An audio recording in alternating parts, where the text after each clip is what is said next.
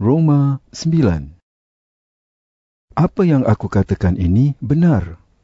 Aku milik Kristus dan aku tidak berdusta. Hati nuraniku yang dikuasai oleh Roh Allah juga meyakinkan aku bahawa aku tidak berdusta. Aku sangat sedih dan menderita kerana saudara-saudaraku, orang yang sebangsa denganku. Bagi kepentingan mereka, aku rela dikutuk oleh Allah dan dipisahkan daripada Kristus. Merekalah umat yang dipilih oleh Allah. Allah menjadikan mereka anak-Nya sendiri dan menunjukkan kemuliaannya kepada mereka. Dia mengadakan perjanjian-perjanjian dengan mereka dan memberi mereka Taurat. Mereka diberitahu oleh Allah cara menyembah Dia dengan betul, dan mereka menerima janji-janji Allah. Mereka keturunan nenek moyang kita yang terkemuka. Kristus sebagai manusia berasal daripada bangsa mereka. Hendaklah Allah yang menguasai segala sesuatu dipuji selama-lamanya. Amin.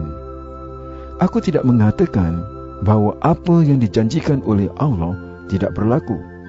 Apa yang dijanjikannya sudah berlaku. Kerana bukan semua orang Israel umat yang dipilihnya. Bukan semua keturunan Abraham anak-anak Allah. Allah berfirman kepada Abraham, hanya keturunan Ishak yang akan disebut keturunanmu. Hal ini bererti bahawa tidak semua keturunan Abraham menjadi anak-anak Allah, tetapi hanya keturunan yang dilahirkan menurut janji Allah. Hal itu demikian kerana inilah yang difirmankan oleh Allah ketika Dia berjanji kepada Abraham. Pada waktu yang ditetapkan, aku akan kembali dan Sarah akan melahirkan seorang anak lelaki. Bukan demikian saja. Kedua-dua anak lelaki Rebekah mempunyai bapa yang sama, iaitu Ishak, nenek moyang kita. Untuk menunjukkan bahawa salah seorang anak itu anak pilihan Allah, Allah berfirman kepada Rebekah, yang sulung akan melayani yang bongsu. Allah berfirman demikian sebelum kedua-dua anak itu lahir dan sebelum mereka tahu berbuat apa yang baik atau yang jahat. Dengan demikian, nyatalah bahawa pilihan Allah itu tidak berdasarkan perbuatan mereka, tetapi berdasarkan panggilan Allah sendiri. Di dalam Alkitab tertulis bahawa Allah berfirman, Yakub aku kasihi, tetapi Esau aku benci. Jika demikian, bolehkah kita katakan bahawa Allah tidak adil? Tentu tidak boleh. Allah berfirman kepada Musa, aku akan merahmati orang yang hendak aku rahmati, dan aku akan mengasihani orang yang hendak aku kasihani. Oleh itu, keputusan Allah tidak bergantung kepada kehendak atau perbuatan manusia, tetapi hanya kepada belas kasihan Allah.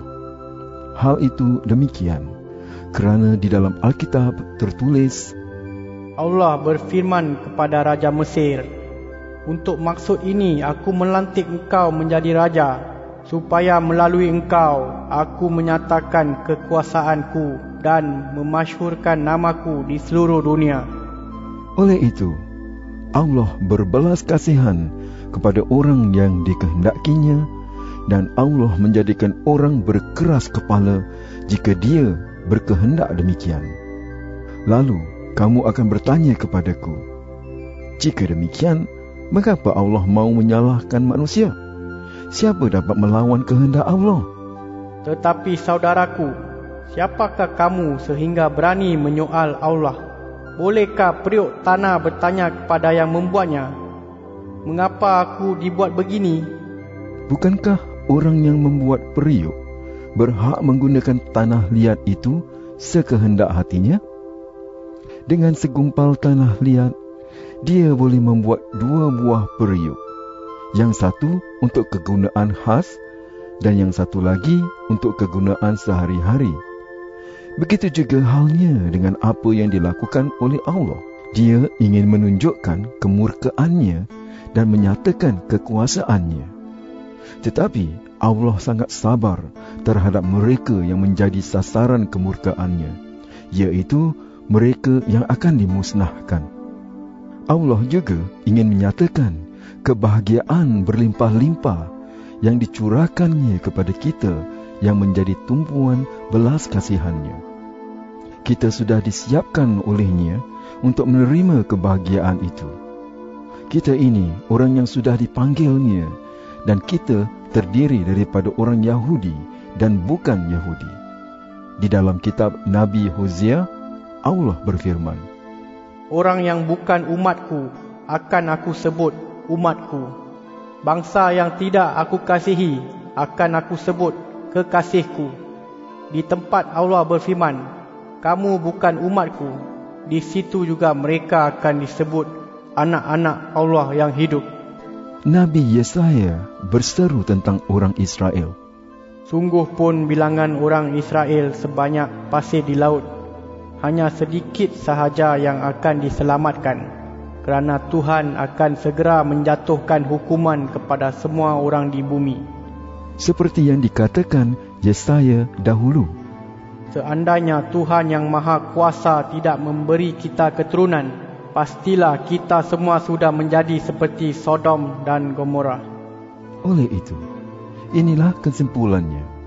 Orang bukan Yahudi yang tidak berusaha untuk berbaik semula dengan Allah, sekarang dapat berbaik semula dengan Allah, kerana mereka percaya kepadanya. Sebaliknya, orang Israel yang selalu mencari hukum yang membolehkan mereka berbaik semula dengan Allah, tidak menjumpainya. Mereka tidak menjumpai hukum itu kerana mereka bergantung kepada usaha mereka sendiri dan tidak percaya kepada Allah. Oleh itu, mereka tersandung pada batu sandungan. Di dalam Alkitab ada tertulis tentang batu itu.